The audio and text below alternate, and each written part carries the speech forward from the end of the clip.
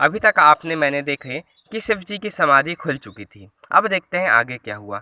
शिव जी भगवान हरि की रसमयी कथाएं कहने लगे। उसी समय दक्ष प्रजापति हुए। ब्रह्मा जी ने सब प्रकार से योग्य देखकर समझकर दक्ष को प्रजापतियों का नायक बना दिया था। जब दक्ष ने इतना भयंकर अधिकार पाया तब उनके हृदय में अत्यंत अभिमान आ गया। जगत में ऐसा कोई नहीं पैदा हुआ जिसको प्रभुता पाकर मद ना हो। दक्ष ने सभी मुनियों को बुला लिया और बहुत यज्ञ करने लगे। जो देवता यज्ञ का भाग पाते दक्ष ने उन सबको आदर सहित निमंत्रित किया। दक्ष का निमंत्रण पाकर किन्नर, नाग, सिद्ध, गंधर्व और सब देवी देवता अपनी अपने साथ चले। विष्णु, ब्रह्मा और महादेव जी के अलावा सभी देवता अपना अपना विमान सजाकर चले। सती जी ने देखा अनेकों प्रकार के सुंदर विमान आकाश पर जा रहे हैं। देव सुंदरियां मधुर गान कर रही है जिन्हें सुनकर मुनिया का ध्यान छूट जाता है।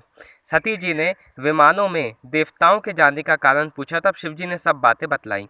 पिता के यज्ञ की बात सुनकर सती कुछ प्रसन्न हुई और सोचने लगी कि यदि महादेव जी मुझे आज्ञा दे तो इसी बहाने कुछ दिन पिता के घर जाकर आऊं, क्योंकि उनके हृदय में पति द्वारा त्यागी जाने की बहुत दुख था, पर अपना अपराध समझ के वे कुछ कहती ना थी। आखिर सती जी भय, संकोच और प्रेम रस से सनी हुई मनोहर वाणी बोली, हे प्रभु, मेरे पिता के घर बहुत बड़ा उत्सव है। यदि कोई आज्ञा आप दें तो मैं, हे कृपा निधान, मैं आदर सहित उसे देखने जाऊं।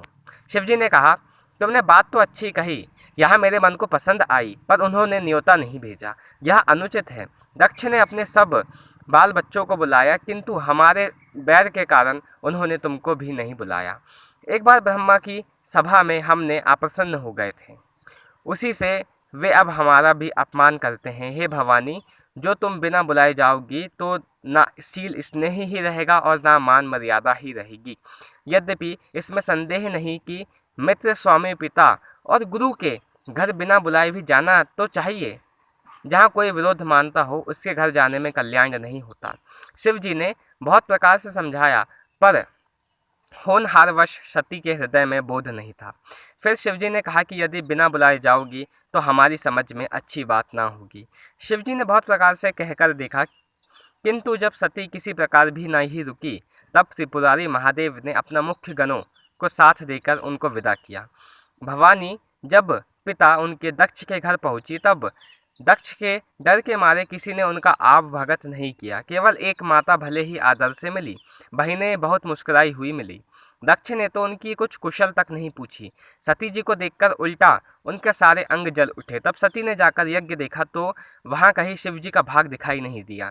तब शिवजी ने जो कहा था वह उनकी समझ में आया। स्वामी का अपमान समझकर सती का हृदय जल उठा। पिछला पति परित्याग का दुख उन्हें हृदय में उतना नहीं व्यापा था जितना महान दुख इस समय पति के अपमान के कारण हुआ था। यद्यपि जगत में अनेक प्रकार के दारुण दुख हैं, तथापि जाति अपमान सबसे ज़्यादा कठिन है। यह समझकर सती जी ने को बहुत ही क्रोध हो गया। माता ने उन्हें बहुत प्रकार से समझाया बुझाया।